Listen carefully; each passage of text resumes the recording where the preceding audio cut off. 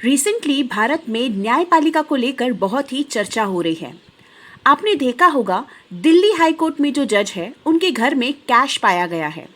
उसको लेकर काफ़ी चर्चा हो ही रही है। उसी बीच इलाहाबाद हाई कोर्ट ने एक ऐसा जजमेंट पास किया है जिसे सुनकर भारत के लोग इस जजमेंट को काफ़ी क्रिटिसाइज कर रहे हैं। वो कह रहे हैं कि आखिर ये कैसा कानून है, ऐसा फैसला कोई भी जज कैसे पास कर सकता है। एक्चुअली हुआ यूँ कि इलाहाबाद हाई कोर्ट के जो जज है उन्होंने कहा है कि grabbing breast is not a rape.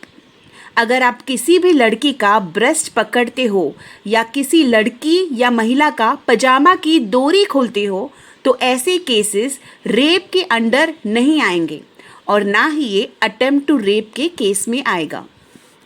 अब इसको डिटेल में समझते हैं कि आखिर हुआ क्या है। तो बेसिकली इलाहाबाद हाई कोर्ट ने जो एक घटना हुई है यूपी में उसको देख के ये कहा है कि एक माइनर लड़की का अगर ब्रेस्ट पकड़ा गया और साथ ही साथ अगर उसके पजामे का नाड़ा तोड़ा गया तो ये रेप नहीं माना जाएगा, क्योंकि आरोपी ने रेप अब तक किया ही नहीं है और ना ही ये अटेम्प्ट टू रेप माना जाएगा। तो दोस्तों, ये क्या माना जाएगा?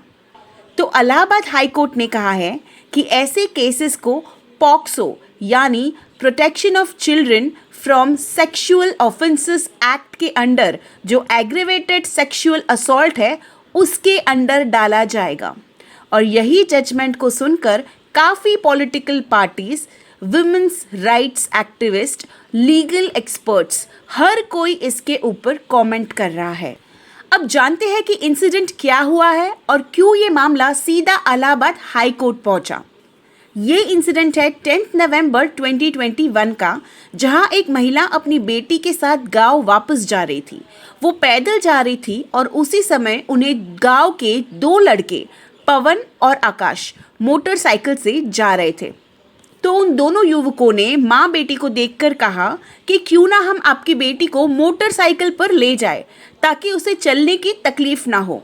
तो माँ ने भी यही सोचा कि हाँ, क्यों ना, बेटी मोटरसाइकिल पर आगे चली जाएगी और मैं तो पीछे आ ही रही हूँ। क्योंकि दोनों युवक जान पहचान के थे, वो महिला उन्हें अच्छी तरह से जानती थी, वो एक ही गांव के थे। तो माँ ने भी भरोसे से कहा कि हाँ, ले जाओ बेटी को। इसी बीच उन दोनों युवकों की नीति खराब हुई और उन्होंने उस लड़की के ब्रेस्ट को टच किया।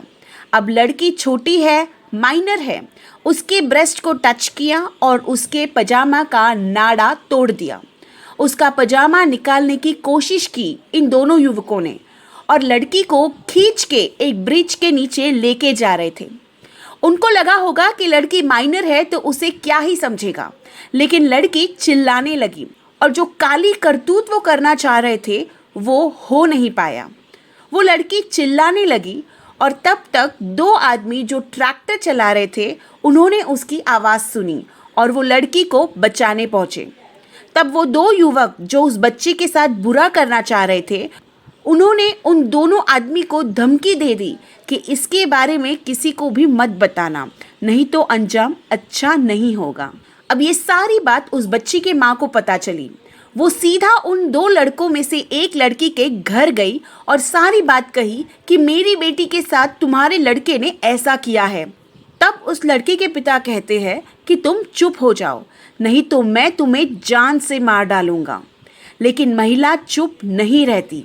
वो अगले ही दिन पुलिस के पास जाती है और वहाँ कंप्लेंट करती है, लेकिन हमारे देश की पुलिस ने कोई भी एक्शन नहीं लिया। फिर भी महिला चुप नहीं रही। वो महिला जाती है कासगंज गांव के कोर्ट में, वहाँ कंप्लेंट करती है और कोर्ट ये ऑर्डर देता है पुलिस को कि आप ये कंप्लेंट रजिस्टर कीजिए।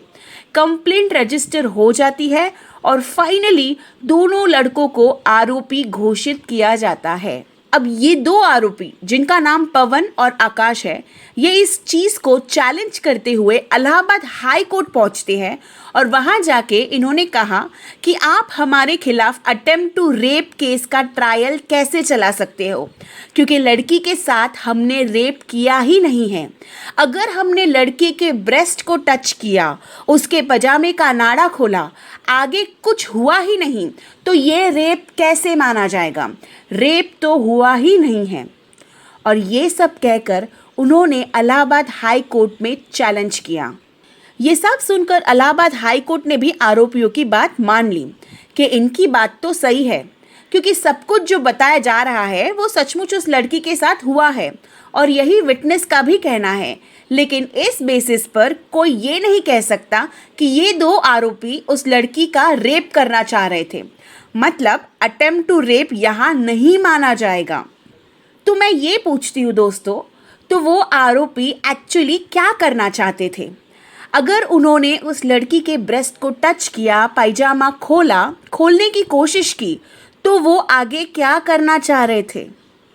और इसी बात पर कंट्रोवर्सी उठ रही है कि इतना सब कुछ दो लोगों ने एक मासूम लड़की के साथ कर दिया, प्राइवेट पोर्शन को टच कर दिया, पजामा का नाड़ा खोल दिया, उसको खींच के सुनसान जगह में लेके जा रहे हैं, और अगर इतना भी अटेम्प्ट टू रेप नहीं माना जा रहा, तो इससे ज़्यादा आप क्या उम्मीद कर रहे हैं? क्या होना चाहिए था? इलाहाबाद हाई कोर्ट का कहना है कि जब तक लड़की को पूरी तरह से अनड्रेस नहीं किया जाता, पूरे कपड़े नहीं उतारे जाते, तब तक वो रेप या अटेम्प्ट टू रेप नहीं माना जाएगा। सिर्फ लड़की का पजामा खोलना चाहा था, पूरे कपड़े नहीं उतारे गए थे। हाँ, आगे जाके वो खोल भी सकते थे, लेकिन ये हुआ नहीं। तो ये सब देखकर कोर्ट ने कहा कि उन दोनों लड़कों का इरादा लड़की के साथ रेप करने का नहीं था। मान लीजिए कि जब उन दो लड़कों ने उस लड़की को घसीटकर ब्रिज के नीचे लेके जा रहे थे और वो दो आई विटनेस वहाँ नहीं पहुँचे होते, तो आगे क्या भयानक घटना हुई होती उस लड़की के साथ।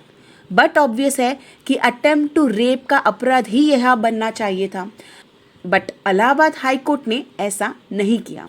इतने घिनौनी हरकत करने के बाद भी इलाहाबाद हाई कोर्ट ने फैसला लिया कि ये केस जाएगा सेक्शन 354 आईपीसी के अंडर।